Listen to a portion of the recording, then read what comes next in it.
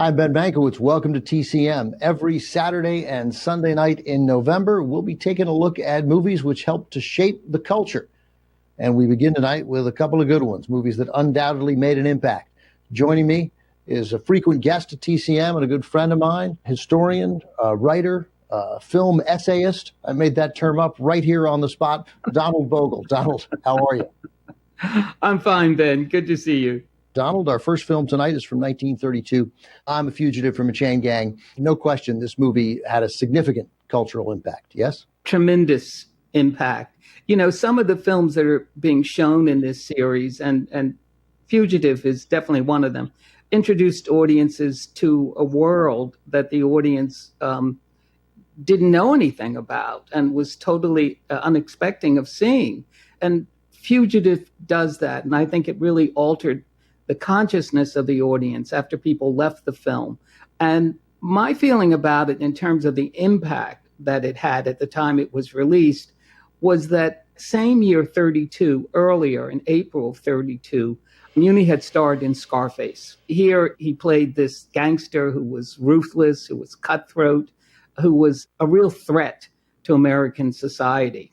And I think when audiences heard about this film that came out in November of 32, that Muni was in it, I think they were expecting to see another gangster film, especially since Fugitive is in the title. And I think that just became a surprise when the audience actually saw the film. Because the Muni character here, James Allen is his name, is basically an innocent man and a man with great talents and skills who finds himself really innocently put on a chain gang. It is still rather frightening to see the world that's in Fugitive, that here we find men who are chained together, men who work at hard labor. There is just no relief. And so audiences going to a movie maybe expecting to see Paul Muni as the outlaw saw him instead as this basically innocent man in a system over which he really has no control whatsoever. And most people didn't know about the chain gangs. And that's the other thing. Unless, a friend or a relative saw a Fugitive and told you to go see it, there was a good chance, as you say, you were going in expecting Paul Muni to be in a gangster movie. It's got Fugitive right there in the title, suggests a guy on the run. But it turns out to be something else, and which increases the possibility of a movie really leading to societal, at least awareness and maybe change that's so much harder now. This movie did raise awareness about the conditions in chain gangs across the American South. Very much so. It's a frightening world. And I think that with the film, for audiences seeing it, the impact was that basically the fugitive, he's not a fugitive. He's an innocent. He has no choice but to get away from this world that is so cruel and that just limits him in so many ways. And I think that the audience at that time, to see it and to learn about the chain gangs, to see how they operated, I think that the audience was just roused to feel that something's got to be done about this. And there was so much discussion about it and the chain gangs in the South. And this is based on a true story by Robert Elliott Burns. These were experiences he had endured on a Georgia chain gang. So there was that as well. And eventually it did change it. Eventually there were the chain gangs were outlawed. And a new kind of system came in. You know, there's also something else, Ben, that I find interesting about this film, which Mervyn LeRoy did. And that is, in actuality, there were a disproportionate number of Blacks on the chain gangs. And we see in here, there is a sequence when we see the Black prisoners sitting ready to go out on a work detail. And their faces are forlorn, and there's a hopelessness there. And then there's also a sequence where we see a board with a number of men who will go out and work. And again, there are far more Negroes listed to do the work tale than the whites. So this also is coming into it and gives the audience something to think about, even though that part of the film is not elaborated on. But, you know, the NAACP did pay attention to this film, and later they did help to defend a Black man who had escaped from a chain gang. And there was another, the International Labor Defense, pledged to help those who had escaped from the chain gangs. So it just was a real awakening.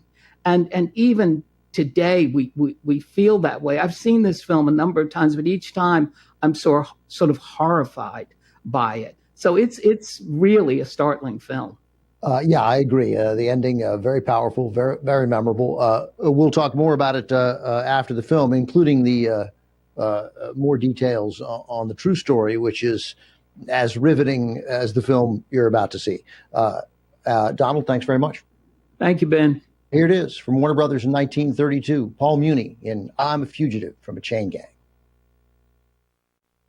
Welcome back. I'm Ben Mankiewicz, joined once again by film historian Donald Bogle. Donald, always good to see you. Good to see you, Ben, a good friend. Yes, indeed. So we just saw I'm a Fugitive from a Chain Gang from 1932. It's based on Robert Elliott Burns' story. It became a book. Originally, these were serialized articles that were published. He did escape from a chain gang, and he started a new life in Chicago, but not as an engineer. He became a magazine editor and published his own pieces that had this impact that eventually became a book.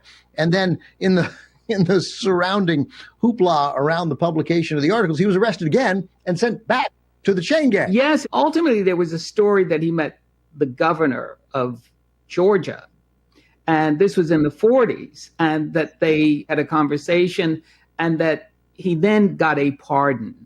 But yeah. it followed him for such a long time. But he was determined to speak out, much like the character in the movie at some point. That's something that is surprising in the film, when the character James Allen wants people to know the horrors of the chain gang. A certain aspect of this film that, when we talk about these films that change a culture, I think that the aspect that can't be overlooked about this film, as grim as it is, it's still an entertaining film. And it's a film that has other aspects of mainstream movies that an audience can connect to. In the midst of this brutal world, there is the marriage that the character has to Glenda Farrell, who I happen to like. I don't like the way her character's depicted here, but nonetheless, that this romantic element and betrayal, and then there's another woman who you've referred to, Ben, sort of his true love. So these aspects in these movies that change our culture, they're not documentaries. They are narrative films, and they do have these other aspects that an audience, in some cases, may go to see thinking that that's basically what they're going to get, and then they get this other thing that just opens their eyes. And Ben, there's another aspect. When I was talking about with the black men on the chain gang, it's interesting that when he makes that first escape, it is this muscular black prisoner, Sebastian, who is going to hammer at those shackles, and it's going to enable him to get away later on. It's interesting, this crossing of racial lines in the film, that he doesn't hesitate to help Paul Muni's character. By the way, this is just another aspect. The character, this black character, Sebastian, is played by Everett Brown, who played Big Sam in Gone with the Wind. The movie had a kind of a lasting effect on our feelings and ideas about the prison system and about a certain kind of cruel and unjust punishment. Donald, as always, great information, great conversation. Thanks very much. Thank you, Ben. Stick around. Donald and I return with one more movie tonight from 1934. This is the first version of Imitation of Life with Claudette Colbert and Louise Beavers. It's next on TCM.